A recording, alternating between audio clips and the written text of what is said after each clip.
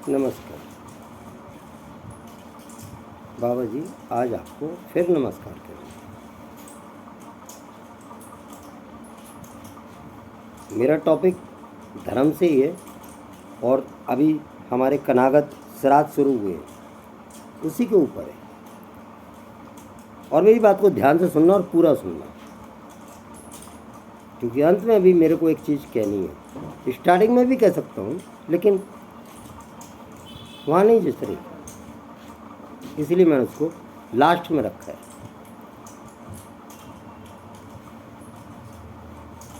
श्राद्ध पक्ष यानी कनागत क्यों होते हैं मालूम है आपको? पितरों को क्यों उनकी पूजा की जाती है और क्यों उनके भोजन कराए जाते हैं? क्योंकि अगर वो दुनिया में हैं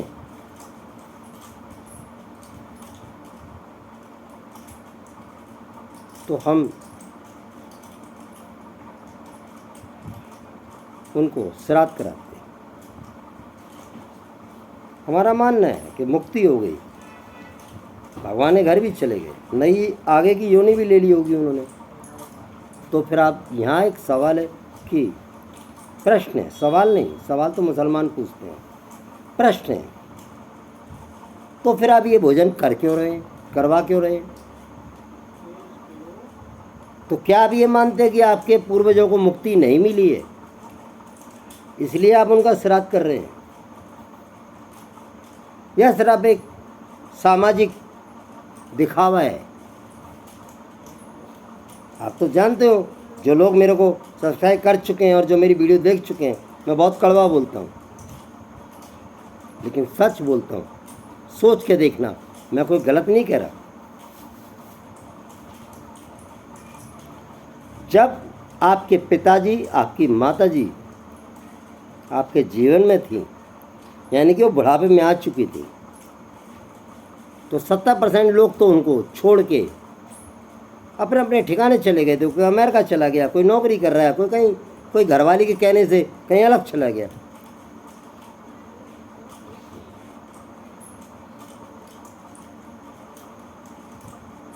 क्यों?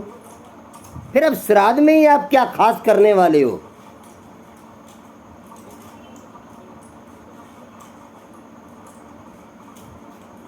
आपकी माँ, आपके पिताजी भूखे तड़पते रहे, किसी ने पानी तक नहीं दिया। मरने के बाद ये कौन सा सिस्टम है यार कि उनका श्राद्ध करना है? और श्राद्ध में ये पूछो, किससे पूछो? घरवाली से, उसको तो खुद ही नहीं मालूम। आज मम्मी का श्राद्ध है, सुनो, वो मम्मी को क्या पसंद था, घरवाली पूछ रही है, तुम क्या जवाब दोगे?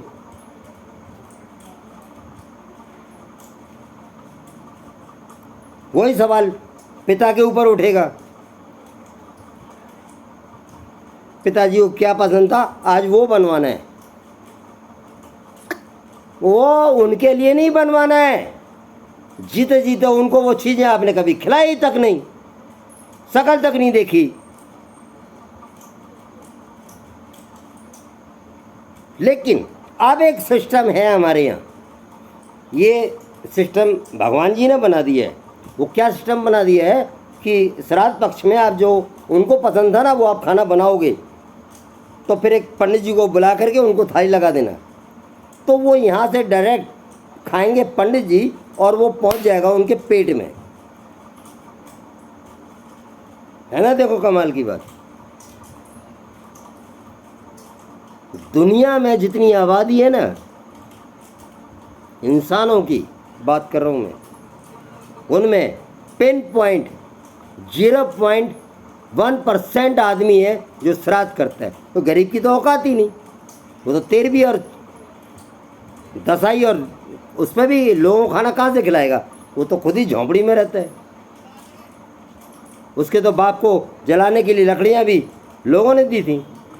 क्यों? क्योंकि वो वृद्धाश्रम में नहीं था। हम लोगों के जो हम श्राद्ध जिनकी करते हैं उनमें से आधे ज़्यादा आधे तो वहाँ हैं वृद्धाश्रम में।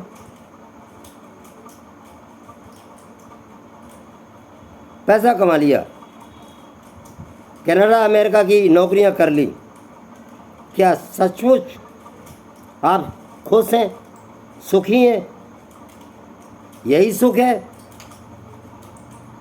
पसंद खाना रेस्टोरेंट का, होटल का, घर का तो आपकी खाने की किस्मत ही कहाँ है।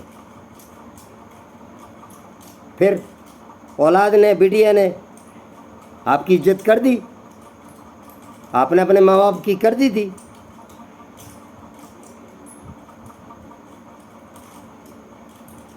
लगे हैं खाना बनाओ, बढ़िया से बढ़िया बनाओ, फिर एक बांटो, मंदिर में बांटो, क्योंकि हमारे आज पिताजी का श्राद्ध है। जीते जी वो वृद्धाश्रम में पड़े रहे, सड़ते रहे, तब कभी उन्हें पूछने तक नहीं गए। सॉरी, मैं उन लोगों के लिए नहीं बोल रहा जो अपने माता पिता को प्यार करते, प्रेम करते, प्यार नहीं, प्रेम। प्यार शब्द तो बहुत वासनात्मक शब्द है, और ये शब्द कभी अपने घर में यूज ही मत करना, ना किसी बच्चे से, ना अपने किसी मिसेज से। हमारा शब्द है प्रेम। दोनों लाइनों को सोच के देखना आज सोने से पहले। प्यार कहते हो किसी को तो क्या महसूस होता है, और जब आप उससे कहते हो कि मैं प्रेम करता हूँ तो क्या महसूस होता है। यह हाथ जोड़ के आपसे विनती है।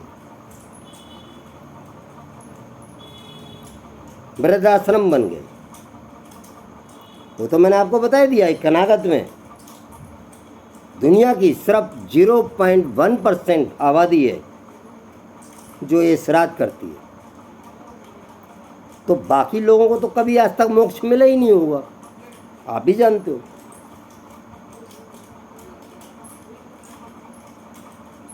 ये भी आप, खैर छोड़ो, वो बात अलग जाएगी। एक बात मुझे आपसे और पूछनी,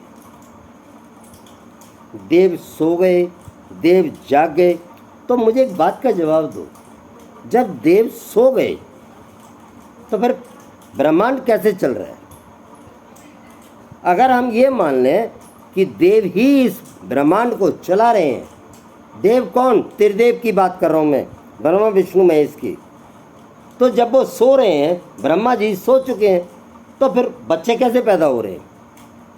आपका पालनहार कैसे हो रहा है? क्योंकि वो तो विष्णु जी कर रहे हैं। तो फिर आपका संहार क्यों हो रहा है? वो तो भोलेनाथ कर रहे हैं। लेकिन ये तो सब सोए हुए हैं, तो ये कौन करता है? फिर उसके बाद 3 देवियां, माता सरस्वती, माता लक्ष्मी, माता पार्वती। हमें इन तीनों की ही जरूरत पड़ती है पूरी जिंदगी में। बुद्धि के लिए माता सरस्वती, पैसे के लिए माता लक्ष्मी, और परिवार को सुखी रखने के लिए एक ऐसी लड़की, एक ऐसी औरत जो हमारी धर्म पत्नी बन के आए और वो हमारे घर को संभाले।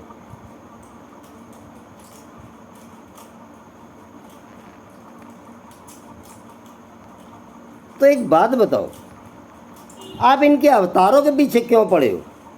राम, कृष्ण, फलाना, क्यों आप सीधा सीधा विष्णु मंदिर, भोलेनाथ मंदिर, वो क्यों नहीं?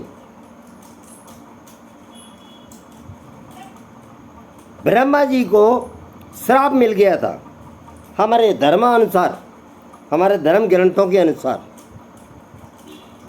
कि आपकी कोई पूजा नहीं करेगा। वो बेचारे इसलिए एक तरफ खड़े हैं, लेकिन वो आज भी अपना काम कर रहे हैं, उत्पत्ति कर रहे हैं जन्म की। जन्म से तुम्हारे बच्चे से मतलब नहीं है, चाहे वो चींटी का हो, चाहे चींटे का हो, चाहे हिरन का बच्चा हो, चाहे खरगोश का हो, चाहे चूहा हो, चाहे मकड़ी हो, चाहे कितने कीड़े मकोड़े हो, चाहे सांप हो, चाहे हाथी हो, उन्हीं के हाथ में है। जैसे हम ये बात बोलते हैं कि विष्णु जी पालनहार करते हैं, तो आप सिर्फ अपने ऊपर लेते हो। नहीं, दुनिया के जितने प्राणी हैं, छोटे छोटे सूक्ष्म से लेकर के बड़े से बड़े एनिमल तक, हम तो उनमें ही हैं, वो उनका पालनहार करते हैं और पालनहार की व्यवस्था भी ऐसे करते हैं कि उन्होंने, आप तो कमाने जाते हो, लेकिन वो कमाने जाते हैं क्या, लेकिन उनकी व्यवस्था कर रखी है ना कहीं तो वो। एक बात बता दूं मैं आपको, बहुत बड़ी कह रहा हूं, इंसान ही सिर्फ ऐसा है जो भूख से मरता है। कोई पशु पक्षी एनिमल पूरी दुनिया में कभी भूख से नहीं मरती। उनके लिए सारी व्यवस्था कुदरत ने रख रखी है, भगवान ने। तुम हो, आप हो जो भूख की गरीबी देखते हो, और वही भोलेनाथ संहारक, आपको मृत्यु देने वाला, अरे आपको नहीं, वही चींटी से लेके हाथी तक सारे जीवों को संहारक, मेरे इष्ट देव, मेरे इष्ट देव भी हैं वो, शंभुनाथ वही हैं।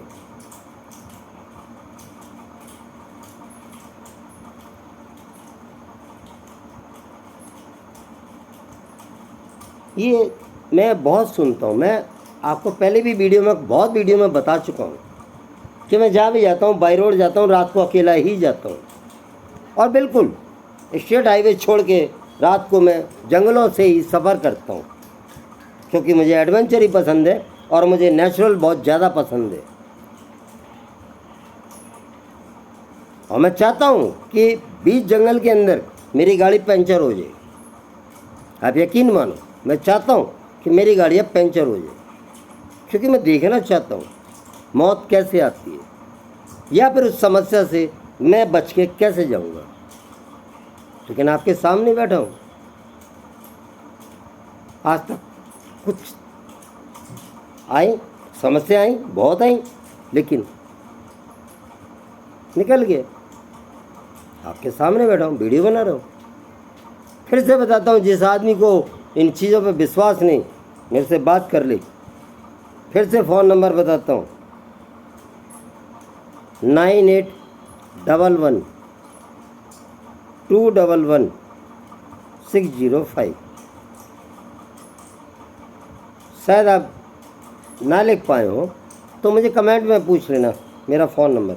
वो तो वैसे भी आपको वीडियो के ऊपर ही, मैं खुद ही तो बना रहा हूँ, तो आपको वहाँ भी मिल जाएगा, वहाँ तो मेरा आप एड्रेस फेड्रेस सब कुछ मिल जाएगा।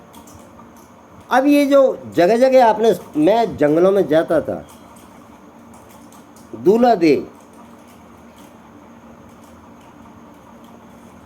पता नहीं, सुशीला माता, रानीवती माता, ये ऐसे छोटे छोटे दड़बे देखता था मंदिर के नाम पे।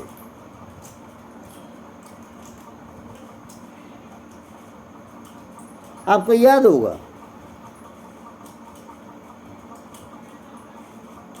राम अवतार थे, कृष्ण अवतार थे, और भी बहुत से अवतार हुए हमारे धर्म ग्रंथों के अनुसार। कालिया भी थे, शेषनाग,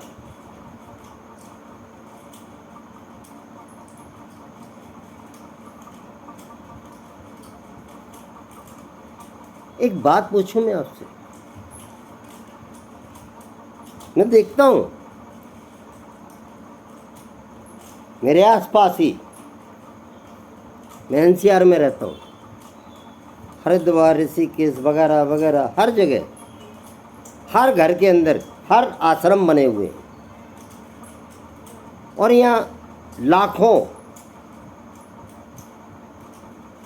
संत हैं और लाखों गुरुजी हैं।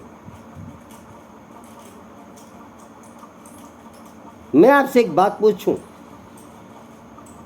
क्योंकि उनसे पूछने की मेरी हिम्मत नहीं है। जब बीजासन का वध करा माता ने, तो माता ने, सारे देवों ने अपनी पूरी शक्ति दे करके माता का रूप तैयार किया था, जो विजयसन से युद्ध कर सके। विजयसन वो राक्षस जिसकी खून की बूंद जमीन पे गिरते ही जितनी गिरी है उतने विजयसन पैदा हो जाते, उतने राक्षस पैदा हो जाते। उसका नाम रखा उन्होंने काली, माता काली।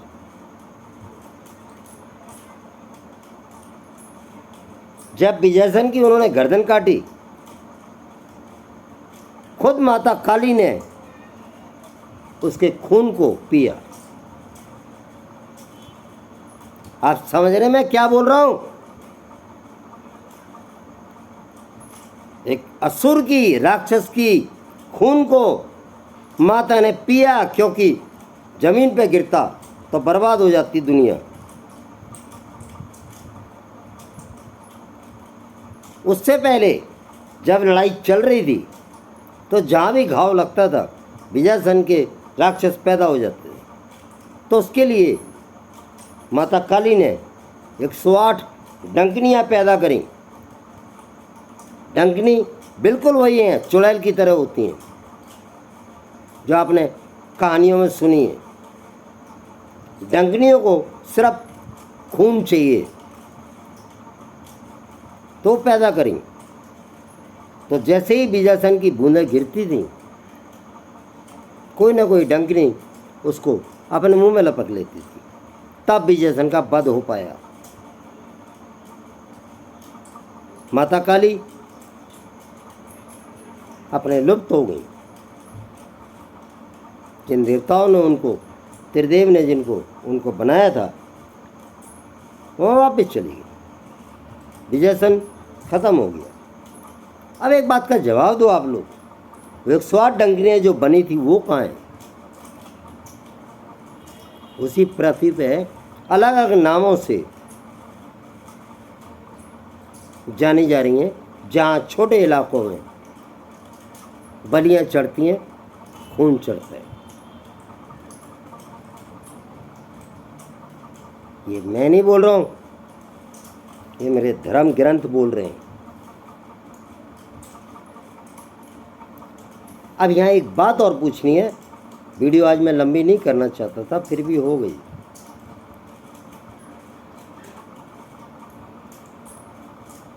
उस संहारक देवी का, काली का रूप आप घर में रख सकते, और आप वो क्यों रखना है? वो तो विजयसन को ख़त्म करने के लिए पैदा हुई थी, बनाई गई थी। फिर उसका घर में क्या लेना देना है? यहाँ हमारे धर्म में काली के वो क्या बोलते हैं, अरे यज्ञ होते हैं। सचमुच अगर काली वहाँ आ जाएगी तुम खड़े हो जाओगे, खड़े रह पाओगे? तो साफ साफ मतलब है कि सिर्फ चूल्हा चौका घी तेल फूका जा रहा है, नारियल फारियल फूका जा रहा है, कहाँ की काली। और एक बात बता दूँ आखिरी में, अगर काली आ गई ना, उसको देख के महिषासुर के होश उड़ गए थे। उसको वैसे भक्त से देख रहा था उस रूप को।